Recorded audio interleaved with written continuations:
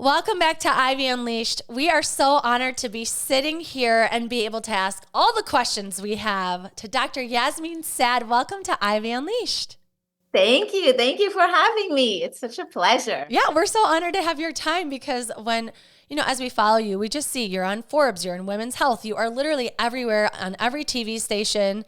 And the fact that you're taking time for our listeners to give them value, we are so honored and so grateful that you're here. And what we're going to talk about today is so relatable to everyone. I know Brooke and I both, as humans, we have negative emotions, we have negative thoughts, and we want to understand how to kind of get through them faster or understand why they even happen or shift it to positive, and so we're going to get into all of that. And we have a lot of questions for you. But starting with, you just recorded for TEDx and it was about negative thoughts. So can you just tell us about that experience, where you were and what you talked about? Yes. So it's a pleasure and honor. I was invited to give a TEDx in Florence, Italy. And I was already in Spain, so that was perfect for me. And the talk is about how to make sense of your negative thoughts. The idea around it is, the whole world is struggling with them, and the whole world thinks they're detrimental to you.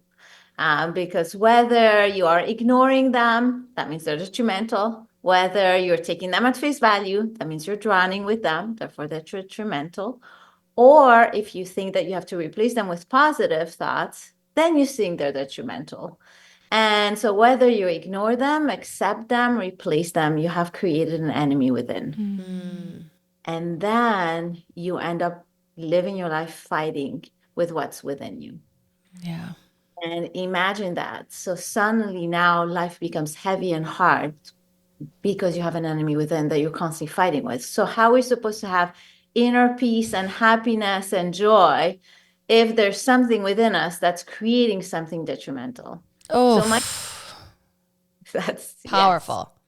That's right. So my TEDx is about changing that and is about declaring that it's only because you want joy, you want happiness, and you don't want pain and suffering that you think that negative thoughts are detrimental to you. That's the recipient kind of perspective.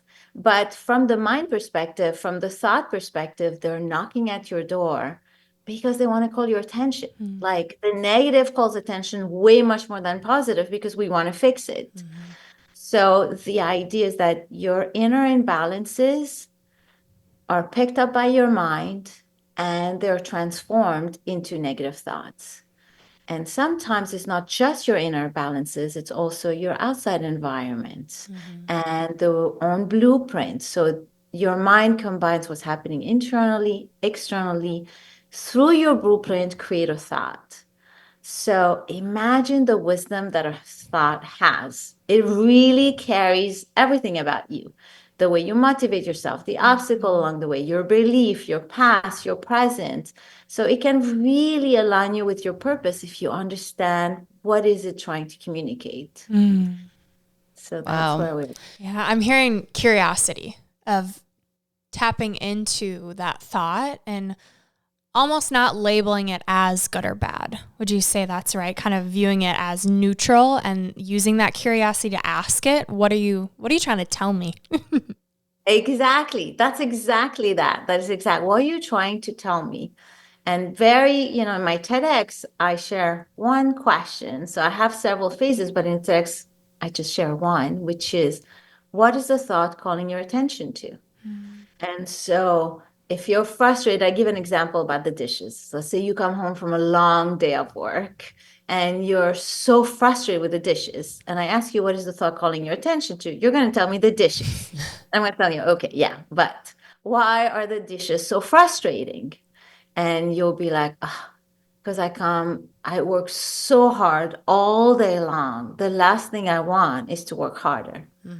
So here we go. The thought is calling your attention to how your life is so balanced towards work.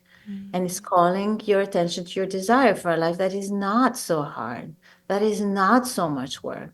So very quickly you can see that this thought is actually calling your attention to something that you desire that you're not living. you're living a life where everything is hard, where everything is work, and you secretly desire something else. So, of course, you get frustrated with the dishes. So, the frustration with the dishes is not the problem. And so, right now, most of the world is not decoding their thought. They're going fixing the dishes problem. But this never was a dish problem issue. It was your overbalanced life towards work, the issue. And in 2 seconds, you can access the roadmap and what's going on. And then you can ask the other questions. But that is the first step that I want everybody to understand, that it's so important to just take a step back and ask yourself, what is that thought calling my attention to? And don't get stuck at the superficial level. What I love too about what you do, I mean, you are a psychologist, right? Yes, I wouldn't even say that yet. So you're a psychologist and you've had people, sitting in your chairs. You've coached lots of other psychologists to help almost get people to these answers faster or go deeper faster, right? To get the results they're looking for. But what I keep thinking about is your inner message approach is really designed to help people who might not have access to a professional right away, or they're not regularly in an office with a psychologist. And so I love that you've created something and that you're speaking up and sharing your wisdom, because you're helping people go to a deeper level, like you said, very fast and in the midst of their home with the dishes.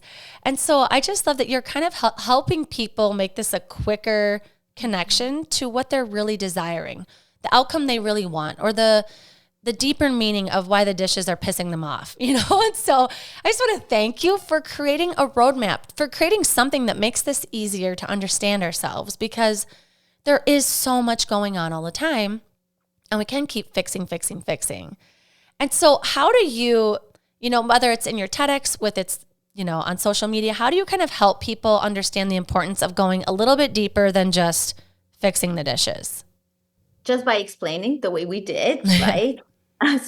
But it's also understanding, I want everybody to understand everything is being communicated through you. Like, you constantly have an inner guide. Like, it's about understanding people. Your mind is here to serve you, and it really serves you in its own language. So the language of the mind is problem solving. So it means if there's something it picks up, then it will translate it into a problem. So it will be a negative for you to solve it. So it's educating people, how does the mind work? How does your body and mind connect to each other? That they're constantly connected and they have the same way of operating, which is they give you symptom, thoughts, emotion. And those are a byproduct of what's happening. So you just need to decode them very simply, very easily. If you have a muscle cramp, you know that your body's communicating to you that, it requires love and attention, and maybe you overdid something. If you have a negative thoughts, your mind is communicating to you in that special theme and content that you have like an inner crack that we need to be heal and fix, basically, very easily. So that's the way I educate people. And I take different theme. I take anxiety, I take grief, I get lost, and I show people what do they actually say about you. I love too, because it's not saying something's wrong with you if you're thinking a negative thought. You say it's a gift. You say anxiety is a gift. And so thinking about it in a new light, I love this, because I feel like you're taking more of a positive approach, but you're not all about positive psychology. This is different. And so I would love for you to kind of talk about the difference and kind of how to shift into a more positive realm, but not like the positive affirmations. The reason why it's not positive, when you hear me speak, you're going to think it's so positive. But that's the end result. The process is actually just a rebalancing. It's really based on yin and yang, that we're like a pendulum and we'll tilt more to the right or to the left. So I see you tilting to the left, and I would tell you, well, you'll tilt into the left. How about this piece? And so because most of the world think negatively about things, I will bring the other perspective that will sound positive, but actually it's just a rebalancing act. So for example, I'll give an example. if people are thinking about loss, they're feeling grief, they're in loss. I know from my knowledge that whenever you're in that, you're actually saying, I used to have a connection to something beautiful, or I wish I had a connection to something beautiful. You either had something that you lost or you never had it and you still long for it. But that loss and grief is all about connecting to the missing, and it's that misconnection. So it's actually calling your attention to what you secretly crave. And so now it's about what are we going to do with it? So the moment it calls your attention to rebalance, you're going to think, I'm thinking it's positive. It is positive because it's bringing you to say, it's saying to you, you crave a connection to something more beautiful. What is it? Maybe it's feeling loved. Maybe it's warmth. Maybe it's support. You're craving that. So how can you get that? Because right now, the way you're thinking about it, you're very quickly tuning into loss. But maybe that connection now needs to be transformed. Maybe that person is still there somehow, but a different way. Can you see that? Can you connect that? Or can you make effort? Can you talk to that person? Can you recreate that? If you do, the losses go down significantly. So this is how my approach is, the idea that in what you're experiencing is a product of where your mind tilted. And it's a product of what you secretly desire. So if you just understand that, you rebalance yourself.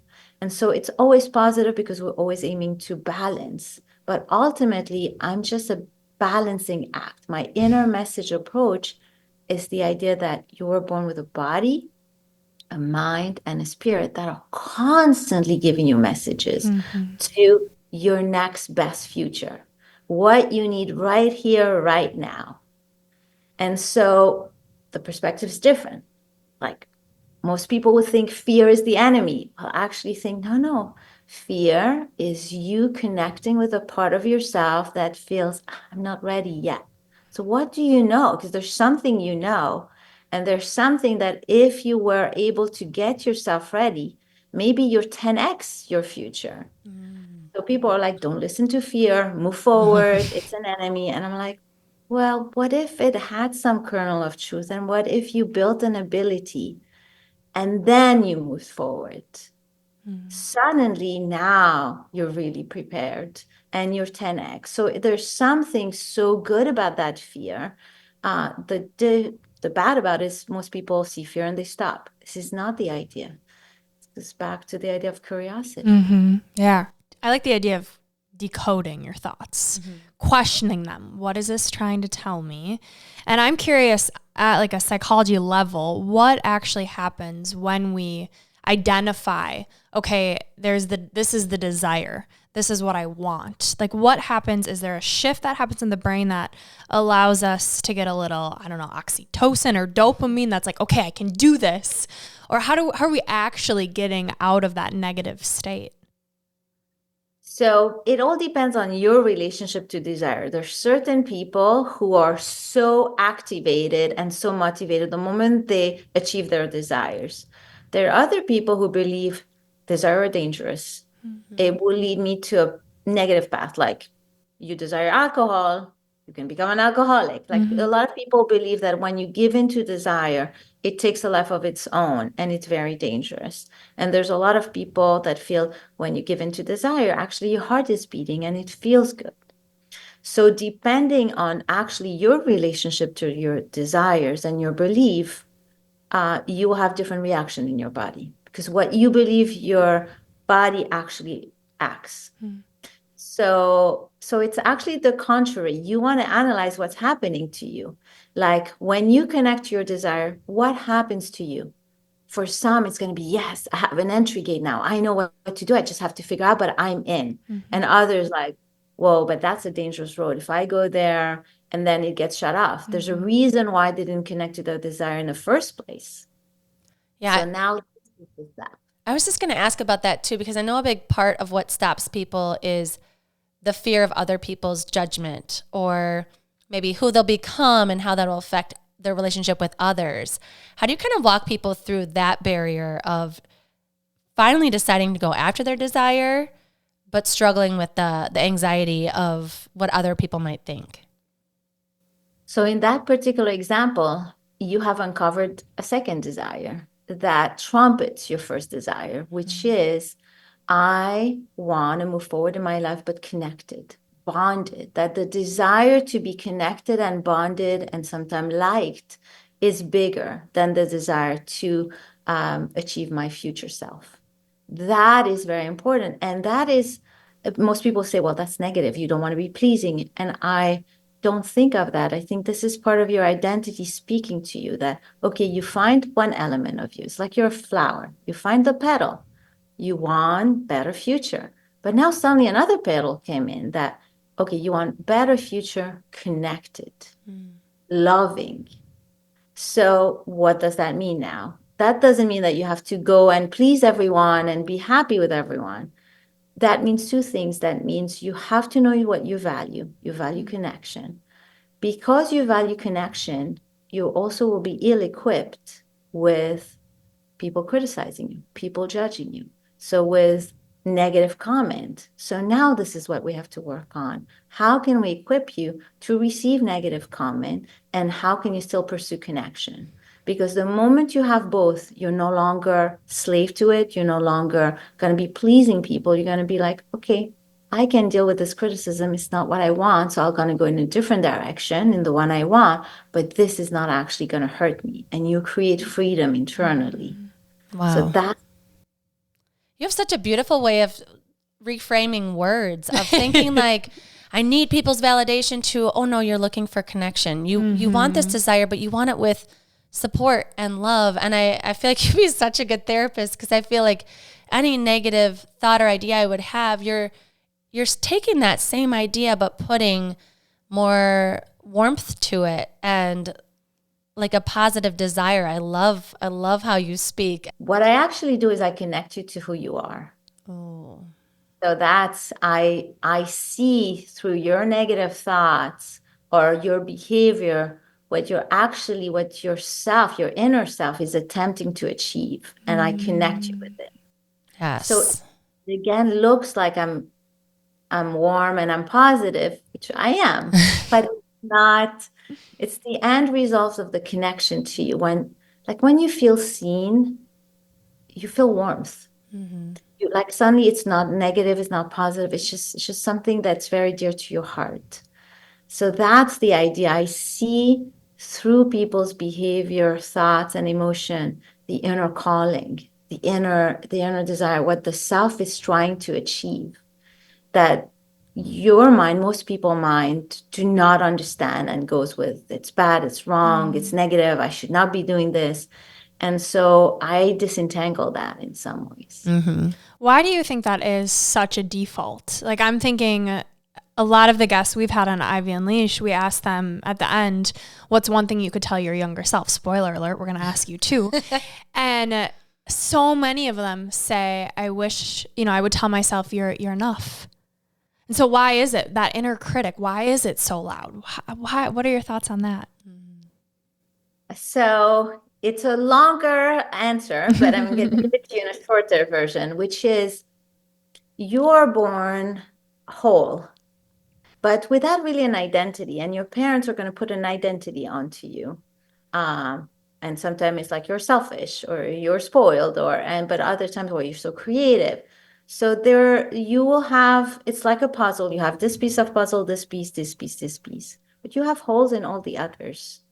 And so when you have holes in all the others and life comes and throws at you something, then suddenly you don't know if it's true or not. In my TEDx, I actually give this example that, let's say I think I'm pretty. I'm convinced I'm pretty. And life comes and you tell me I'm ugly. I'm not going to believe you. It's really not going to affect my beauty whatsoever, because it's a solid identity. Instead, I'm going to be thinking, why is she mean to me? Maybe she needs glasses. But, it's not going to enter. But if I'm not convinced about my beauty, I'm not sure. I haven't formed that identity. I don't know. and you come and you tell me I'm ugly or your nose is ugly, I will start. Maybe they're right. Maybe my nose, maybe my mouth. And it entered because there's not a solid form identity. That's the crack. We haven't built that identity. We're not convinced. So therefore, now I'm going to have some doubtful thoughts. And if negative keeps happening, then I'm going to form a negative identity around it. I do have an ugly nose. I do have. And so that's how. And so based on this, you have to understand that the negative is then calling your attention to the crack so that you build that identity. And that's the process. And that's my inner message approach. And that's why negative gets in. It gets in because we are not form identity. The moment you have a form identity, it doesn't come. And for some people, they actually believe that you have to be in doubt because they don't want to be cocky. They don't want to be certain. They don't want to be, so they believe that you should be kind, you should be curious, and you should consider all opinion. So therefore, their own way of being makes the negative enter because deep inside is, I have to contemplate all perspectives. I have a question about that because I'm thinking about parents, right? And you think about this for yourself, but then if you have kids too, you're thinking about your responsibility with this because you want to build their self-esteem and have them be able to take that negative thought and not let it become them. But you can't build your kid's identity on everything and make them think they're awesome at everything all the time, right? I mean, we try. So how do you balance that as a parent to get them to recognize their worth and not let those comments come in, but also not make them think like they shouldn't ever consider that there's things they need to work on? Does that make sense? 100%. And that's so dear to my heart. I have an 11-year-old. And so all those years I've been like figuring out how to help her out in the world. This is what I figured out. One, as a parent, you have to see your child and not put judgment and value because we often put, like, for example, if I want peace and my daughter wants like action and movement, it's very easy for me to say, you always want action and movement, which ends up being a negative. So instead, I want to say, wow, it's amazing how much you can create life out of no life. It's amazing. And that's a statement that will always happen. That's the process. So you want to point to your child the process a little bit that they're engaging in. So not that you're intelligent, but more like, wow, I see how you use your mind to solve this problem. It sounds like you're doing that. Because they have their own inner processes, those don't change. And that's create identity. The other part is, as you said, because you're not going to create identity about everything. It's just not possible. You have to be okay with negative is going to enter as a way of shape them and build them. So your job really is to teach them what happens. So my daughter had a best friend who turned on her at some point. And so silent treatment. And so my daughter started having a lot of negative thoughts and she couldn't understand. So I just educated her. I mean, it makes sense. You're receiving so much aggression. You're not realizing, but this is aggression. Aggression again turns into negative thoughts. That's what happens, that when we receive aggression and it's not transformed, it starts creating doubt, worry, thoughts. And I give people this example of, but you have to know this knowledge that aggression, if it's not released, processed, it turns into anxiety and worry and negative. I say this by giving this example to our patient in the practice, which is, well, we live in New York City. If you're walking down the street and out of the blue, somebody punch you in the face, you do nothing. You're going to be thinking, is this person coming from where? What just happened? How? Am I safe? What am I going to do? And you start having so much anxiety about this unpredictable event that happened. And your mind is on high alert and it's going to start thinking. If you take the same example, but this time the person is like, how dare you?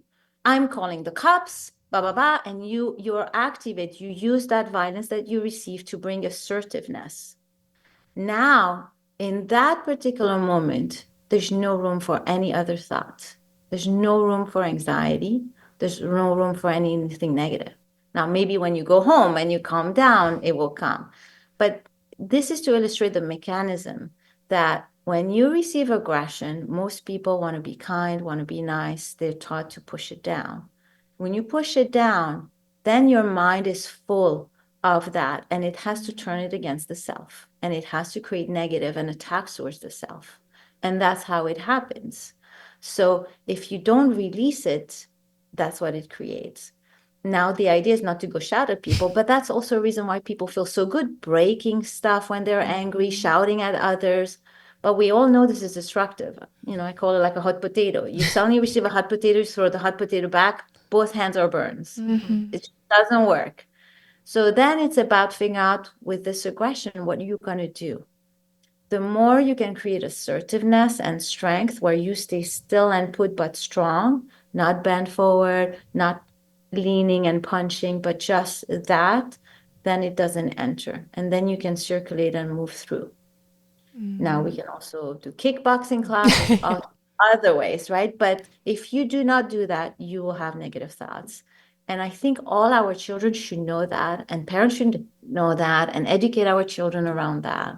So that's, I think, the two key ingredients is one, no judgment and comment on who your child is. The second is educate them on how their mind works and what happens. And that's Thank you. Yeah, that's wonderful. And I know you talked about too, the body and the mind, but then the spirit too. I'm really curious to kind of tap into this, whether it's through parenting or with yourself, how that kind of plays into the negative thoughts and how to move through them too. Good question. so the idea, I have 12 years experience in traditional Chinese medicine. So that doesn't mean I'm an acupuncturist. That means I know knowledge about body, mind, and spirit. So the belief is that everything is embedded in one.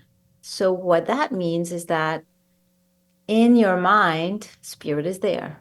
In your body, spirit is there. And the idea is that what is spirit? Because some people get turned off by the word spirit. You can call it higher self, inner self, self. It's basically a force that is the essence of who you are, that navigates. It's like you're a car, you're a boat, and it's really driving everything. So everything you're feeling has the touch of spirit, has the touch of what you learned in life, your blueprint. So your own, what you were born with and what you have acquired. And those two get together and creates you and your life. So from that place, every thought, every emotion, every bodily symptom has is connected to your spirit, is connected to that force, and it's coming in place for a purpose and is very aligned to the essence of who you are. That's how, let's say you're born to be a healer. You will be pleasing. You will be highly attuned to others. You, like, everything within you will be pushed towards tuning into others, tuning into self. And you will need to rebalance that too. But so the idea is that spirit, your higher self, your essence, sip through everything. It's like when you meet me, you know my essence right away. When I meet you, I know your essence, right? Like you can tell somebody right away. It's infused in the tone of voice, even like the way you speak, the intonation, everything is in there and carries your spirit. So it's infused in everything. So this is how my inner message approach shows you that through what is surface, a thought, an emotion, a body, you can go back and connect to the essence of who you are.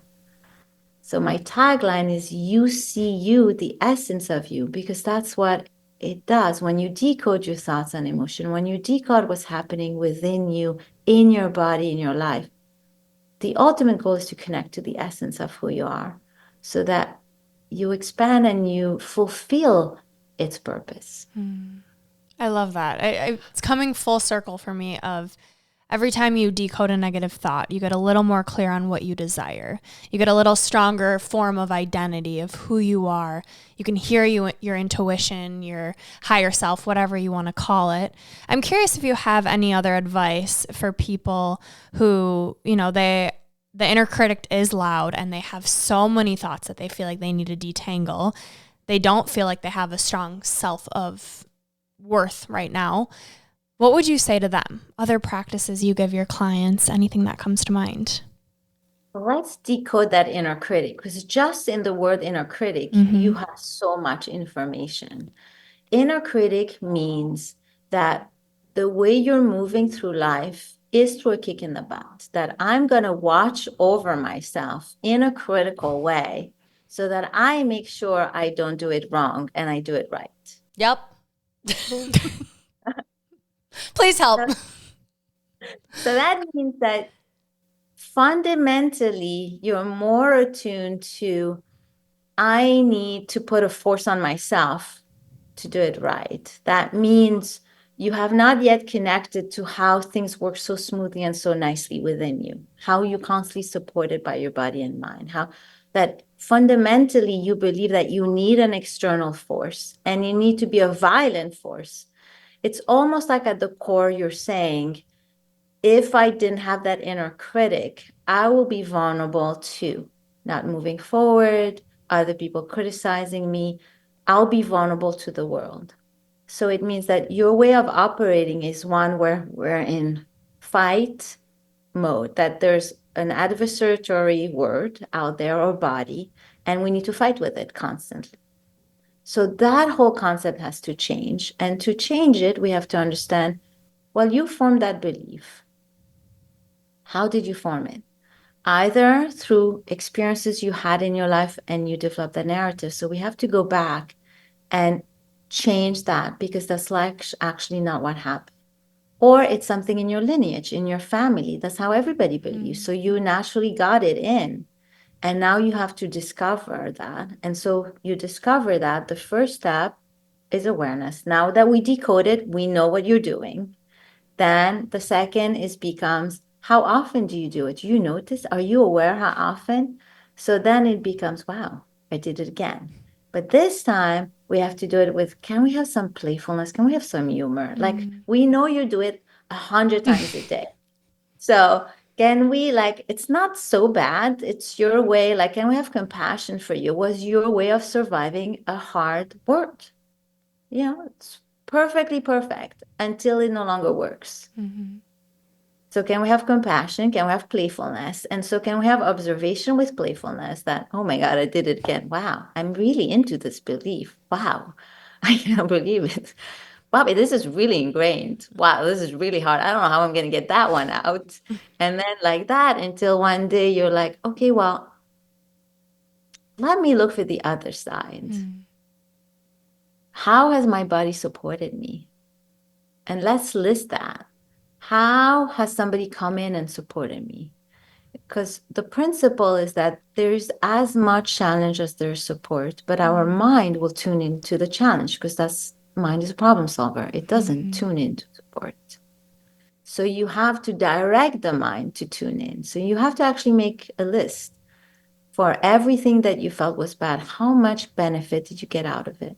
How much support did you get out of it? How much, until you no longer feel it was such a challenge. Then you start realizing, wow, it did have a lot. Wow, maybe it's not. And then you start doing that. And then you start developing this exercise that now you actually believe that your mind goes this way, but actually there's another way. And you bring your mind forth. And then suddenly you're like, okay, I'm going through this challenge, but there's this. And it will become easier and easier and easier. And then eventually you'll believe in another way. And then you'll be able to even at some point get the guts to drop the way that is hard and harsh, because you will see so much the other way.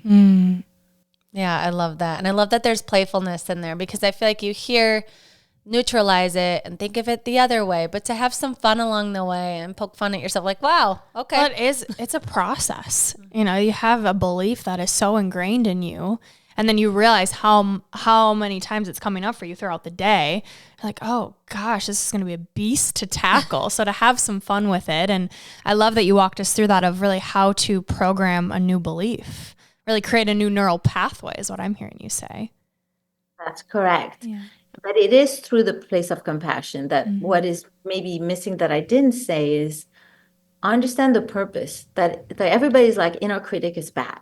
I'm like, I have this huge, like, as if it's a bad thing. It's very useful. It works very well. It does protect very well. It comes at a huge cost. That is the issue. But so can you have compassion? So can you be playful with it? Like, thank you for protecting me.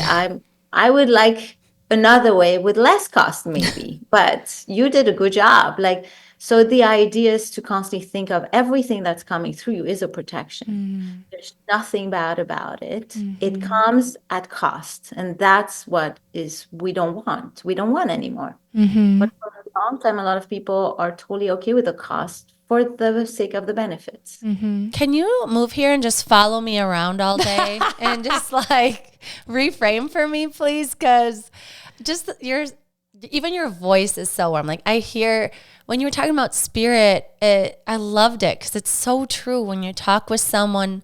And I was thinking too, even about, people that are depressed or anxious. You hear it, you feel it. Like they talk like this and they're low, or they're like really anxious and they're talking fast and like you feel that they're having those types of thoughts, but you feel it with their spirit. They walk in the room, they don't have to say anything and you can feel it.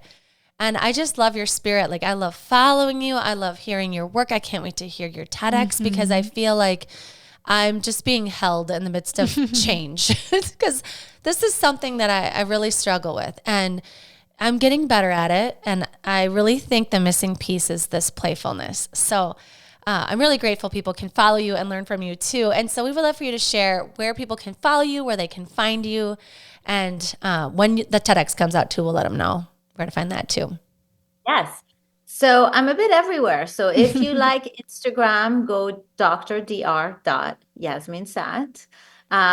If you want to be on my mailing list, you go on my website, dryasminesaad.com, and then you can get a free booklet on decoding your thoughts and emotion there. So, I mean, if people just Google my name, they will find me and they can choose the way they like. If they like LinkedIn, if they like YouTube, if whatever your medium is, because people interact differently. I've created several ways to engage with me for that purpose, so that it hits people where in the heart, in the way that they like. They could also just turn the TV on because you're everywhere there too. But I love what you're saying of people don't have to do this alone.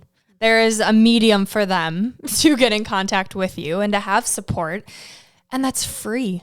Like I think that's one of the biggest barriers to getting help is how expensive it is. And so the fact that we have podcasts nowadays and you have your mailing list and this TEDx, like it is such a gift. So thank you. Oh, my pleasure. It's my mission, purpose, and passion. So thank you, thank you. And thank you for this platform because you are helping introduce people to the next level of themselves, to the future. So by bringing so many guests. So thank you for you guys. Of course, yes. And we always end our episodes with a few segments.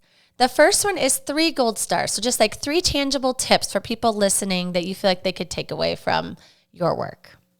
Okay. So first tip is everything coming through you, thoughts, emotion, body symptom, or coded message. Your job is to decode it. Second, every negative emotion comes from an inner crack that needs to be rebalanced. So your job is to always ask, what is this calling my attention to? And go a little bit deeper than the surface level. The third is that everything happening within you and outside of you is here to rebalance you.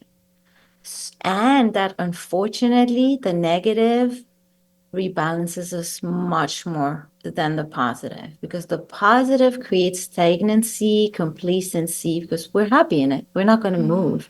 But the negative push you into action. So if somebody wants to rebalance you, they will bring a lot of negative your way. It's not toxic if you can decode it in a way that serves you. I love that. It's such a good visualization of the pendulum and the balance. And you know when you're balanced, when you have that peace. Like what keeps coming up for me is that peace, which leads me into our next segment, Unleashing Ivy, rapid fire questions. I want to know what that is for you. Maybe throughout the years, a practice that you found that you always come back to, not just decoding the thoughts, but a different practice you have that helps you with that balance. So my favorite thing is looking at the sun glittering on the water. For me, it's divine. It's just perfect. It's just, I could spend hours. And when I tune into that, I am in utter peace. There's no like I go to a place and it's without practicing anything. That's my thing. And people have their thing. You just have to see it, find it. For some people it's sunset, but for me it's that.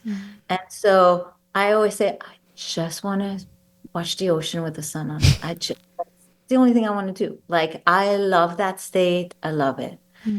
Now, knowing a bit about TCM, traditional Chinese medicine, and Eastern medicine, and all of that, it's yin and yang. You know, the water is what connects you to the moon, and the sun is what connects you to the vibrant energy. So water and sun are actually yin and yang together.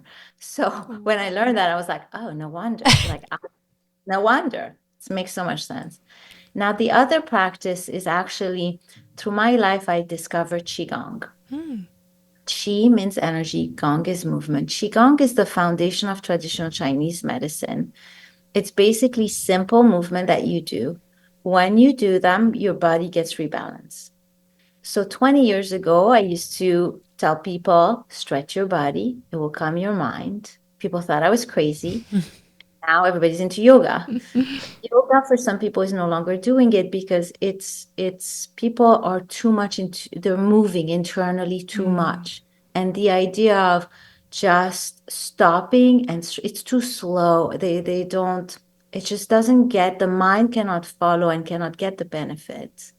And also yoga, for certain yoga, it's a bit derooted from energy. So that's where Qigong came, and now you hear Qigong about everywhere. Which Qigong is, certain Qigong is still rooted in energy, other Qigong is not. So you want to be mindful, do your own research. But for me, you know, life brought me there at some point in my life, and I discovered it. And I was very fortunate to discover it from a master who has a pure lineage. So that means the Qigong he has, the moment you do it, you feel. You feel different. You feel it right away. And so I've been practicing that for 12 years, and that's my balancing act. And everything I've created is based on an intuitive and, you know, studied understanding of what's happening at the body, mind, spirit level. Through practicing Qigong, you understand things at another level. You make connection at another level. And so my inner message approach is really built around my 18 years as a psychologist and my 12 years as a practicer of Qigong. Fascinating. Wow. We got to do some Qigong. Wow. I know. Wow. And I'm thinking of Qigong, and then I'm also thinking of how busy you are with all these appearances and things you're doing with your business. It's blowing up. You're everywhere. And so my question is about that balancing act, right? There is this, the elephant in the room is you have to do a lot, you know, and you're doing these things that are slowing you down. But I'm thinking in the midst of your day, when it's pure chaos and it's meeting, podcasts, all of the things, you're a parent, you have a lot going on. Whether it's mindset or something that you do midday, I'm thinking about how you stay balanced in the midst of all of that chaos. That is such a fantastic question. That is today for you. I'm back to back today. That's exactly right. So I'm lucky that through the years I've accumulated things. So at this point, and that's why I can do so much, because basically I flow very fast. So emotionally, I have a way of resetting. I was telling my husband, so I have a company, 40 employees. If you're a business owner, you have 40 employees, 40 psychologists. There's another level of things. you need to be able to pivot because people will trigger you. You will have stress. So you need basically that your metabolism function for emotion needs to be really fast. You need to be able to receive it, digest it, release it. Next. I always tell my daughter, you're lucky that I am the way I am. 'Cause she's like, she comes home, why are you so stressed? I said, you want to hear it? And then she said, oh yeah, I think you need to laugh. Not that go through, but I pivot fast and I'm able to very quickly recycle and move on. Part of it is I know how to do that. Part of it, I know who I am. Part of it, I'm actually living a very purposeful life. And I know when I'm not, it's when it's very draining. So you look at my life and you say, oh my God, how she's doing this. And people often tell me that. And I'm like, well, I didn't do too much. Like for me, for example, this. It's very rejuvenating. I love it. There's just zero energy expense. I mean, there is at the body level, but from a spiritual level, zero. So in my practice, I love teaching. I love sharing the wisdom. So again, I love that. I feel rejuvenated. You know, when I spend time with my daughter, I want this particular time. I fly every month to Paris to take care of my mom, which for people is insane. But, you know, I go there, help her. And so it's so rejuvenating. It's also very tiring for the body. So I need time to reset, but I know how to reset. Through the years, I've been able to. So what I say is what you see outside in a person's life is their capacity. It's really what is their capacity. And certain people have that capacity with burnout, with stress, and others have built it in a way that it just flows in some ways. Now I am like everybody else, which is I will switch the pendulum too much a way or another because that's life. We all do that. So don't look at my life and think, oh my God, because everybody has challenges and I'm constantly evolving, I'm constantly growing, I'm constantly doing too much here. I'm constantly surprises if suddenly I'm tired or whatever happens. And I'm constantly rebalancing myself. So what I tell people is start where you are, but what you need to create for yourself is an ability to recover from emotions and situation fast. And that means feeling, processing, letting go, and coming out with some wisdom. That, and for most people, this is not practice, so it's very slow. So try to have that. That is the key pieces, and be aware of what you need to rebalance because you will build that ability and then the future will be easier. If you keep doing that, then your life expands because maybe you only had room for just taking care of one child. But now maybe suddenly you have room to have a business. Maybe then you have room to add an employee or like it will keep building up based on what you practice and your ability. So your life is a reflection of your ability to be compassionate, to give love, to all of that. And as you build that, your life expands. So that's why I feel my inner message is so important because if people could just take the time to expand internally, they'll expand externally at multiplied speed. Yeah. Wow. Oh, that was so The powerful. wisdom in that answer. Wow. I'm going to re-listen back. Well, I'm going to listen to this whole episode over and over, but wow, that was beautiful. Thank you.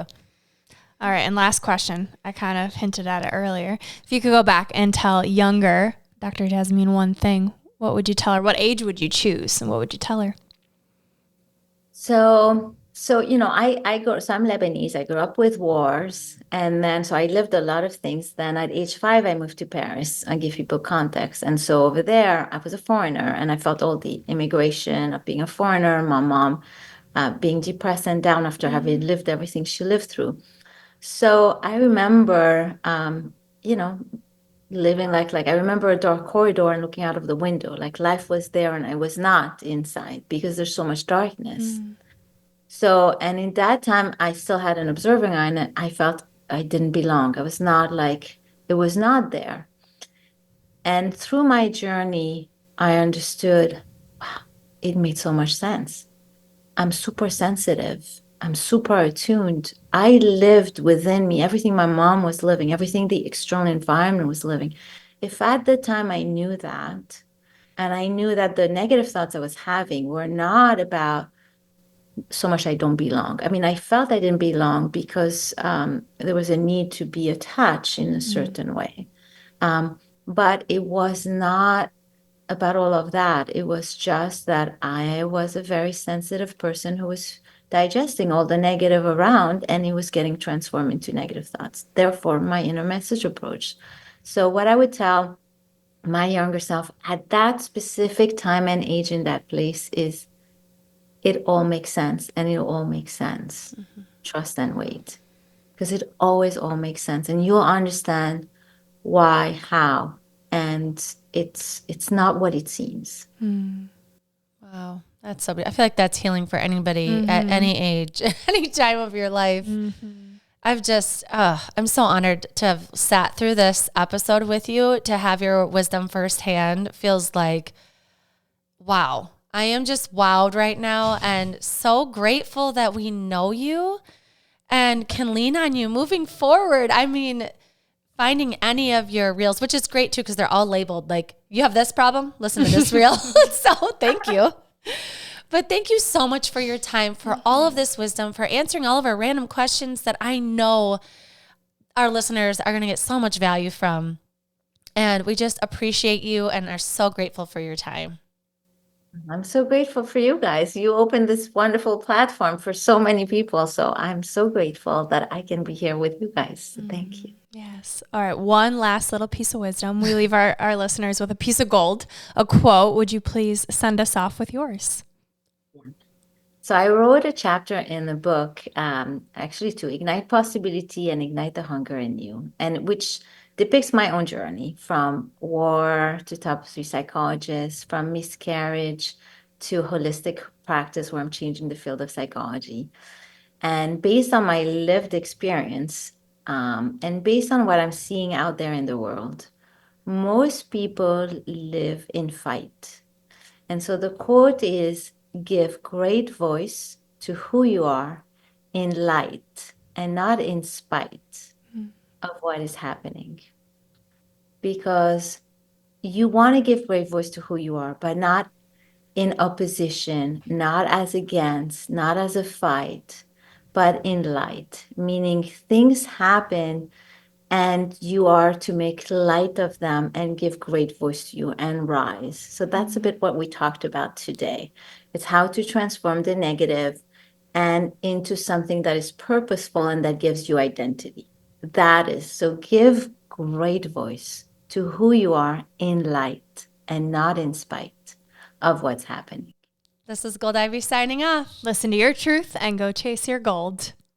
Wow. that was perfect. You hit me with a dagger in the soul. Wow. Well, you guys were amazing. I mean, we're connected at a deep level. Yes. I feel like I just sat with like a warm blanket on me.